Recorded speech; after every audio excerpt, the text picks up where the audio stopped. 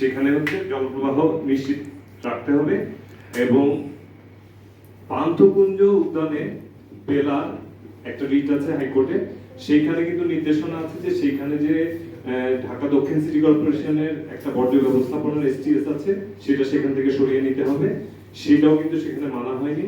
এবং আপনারা আজকে যেটা দেখলেন যে আমরা যে রিটটা করেছি পান্থকুঞ্জ এবং হাতিরঝিলের এই এলিভেটেড এক্সপ্রেসওয়ে যেটা হচ্ছে এফডিসি থেকে পলাশী পর্যন্ত যাবে, সেটা যাতে সেখানে হচ্ছে সরিয়ে ফেলে সেই জায়গাটা আবার হচ্ছে প্রাণ প্রকৃতির পরিবেশ ফিরিয়ে আনার জন্য সরকার কাজ করবে, সেইটারও কিন্তু অমান্য করে আজকের দিন পর্যন্ত সেই কাজ চালিয়ে যাচ্ছে। আপনাদের সাংবাদিকদের কাছে প্রশ্ন, তাহলে আমরা যদি মহামান্য আদালতের নির্দেশনার পরেও যদি হচ্ছে বিচার না পাই, তাহলে হচ্ছে আমরা কোথায় যাব?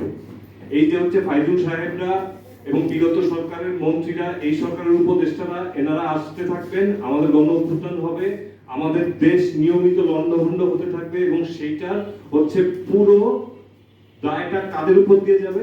মানুষের উপর দিয়ে তো যাবেই। প্রাণ প্রকৃতির পরিবেশ বাংলাদেশের শূন্যের কোঠায়। আবার এই গরমে দেখেন আমরা কিভাবে ভুগেছি।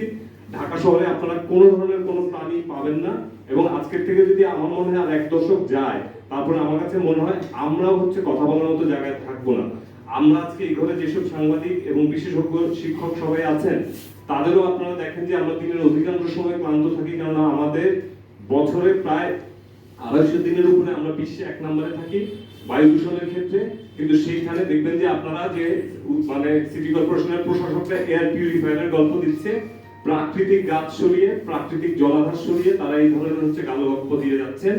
এবং আপনারা দেখবেন যে এই পুরো এলিভেটেড এক্সপ্রেসওয়েতে যে 9 জন শ্রমিক হত্যা হয়েছে, আমি বলবো হত্যা হয়েছে, সেখানে এলিভেটেড এক্সপ্রেসওয়ে কর্তৃপক্ষের বিরুদ্ধে কিন্তু কোনো ধরনের কোনো আইনি ব্যবস্থা করা হয়নি। বাংলাদেশের জনগণের কি কোনো হচ্ছে প্রাণের মূল্য নাই? আর এলিভেটেড এক্সপ্রেসওয়ে আপনারা দেখতে পাচ্ছেন যেখানে যেখানে বানিয়েছে সেখানে যানজট বেড়েছে, কমে নাই, এবং সেটা শুধুমাত্র কিছু বড় লোকের হচ্ছে প্রাইভেট কার চলার জন্য করা হয়েছে। এবং সেটার যে পরিসংখ্যান সেটা এলিভেটেড এক্সপ্রেসওয়ে আপনারা হচ্ছে ওয়েবসাইটে দেখবেন এবং তারা পত্রিকায় কিন্তু সেটা প্রকাশ করেছে।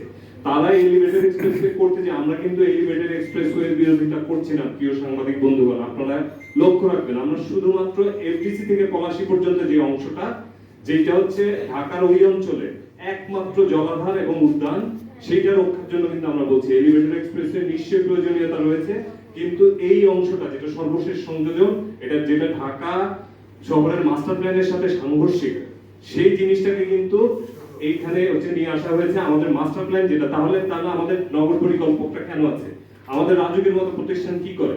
এবং আপনারা জানেন যে elevated expressway Bangladesh railway 128 acre জমি ঢাকা শহরের মধ্যখানে, জমির পরিমাণ দাম কত আপনারা যদি খেয়াল করেন, বিনামূল্যে 128 একর জমি। এই জমি যদি হচ্ছে টাকা দিয়ে হচ্ছে কেনা হতো, তাহলে হচ্ছে বাংলাদেশ সরকার লাভবান হতো। আমরা যদি সর্বদিক থেকে যদি এভাবে সর্বশান্ত হই, আমরা যদি শুধুমাত্র বিদেশি কোম্পানি এবং দেশের স্বার্থ দেখি এবং কিছু বাংলাদেশি লুটেরা, আমরা কিছু হচ্ছে স্থপতি নামধারী ঠিকাদার, এবং আপনারা জানেন যে এখানে যে ভিত্তি স্থপতিবৃন্দ লিমিটেড যে প্রতিষ্ঠানটি এখানে কাজ করেছে এবং সেইখানে যে হচ্ছে পরিকল্পক ইকবাল হাবিব, তিনি কিন্তু এটা এই যে সোনারগাঁও হোটেলের হচ্ছে কাজটা করছেন, আবার হচ্ছে এলিভেটেড এক্সপ্রেসওয়েকে কমার্শিয়াল এলাকা থেকে আবাসিক এলাকার উপরে নিয়েছে। আপনারা চিন্তা করেন, আপনারা যে বাড়িতে ঘুমান তার উপর দিয়ে যদি হচ্ছে এলিভেটেড একটা রাস্তা যায়, তখন কি আপনাদের ঘুমটা কি আরামদায়ক হবে, দূষণ মুক্ত হবে? সেটা তো হবে না। ঢাকায় কেন আবাসিক এলাকাগুলোকে হচ্ছে এখন চিহ্নিত করে হচ্ছে এই উন্নয়নের হামলাগুলি চালানো হচ্ছে? আমি এখন বক্তব্য রাখার জন্য অনুরোধ জানাবো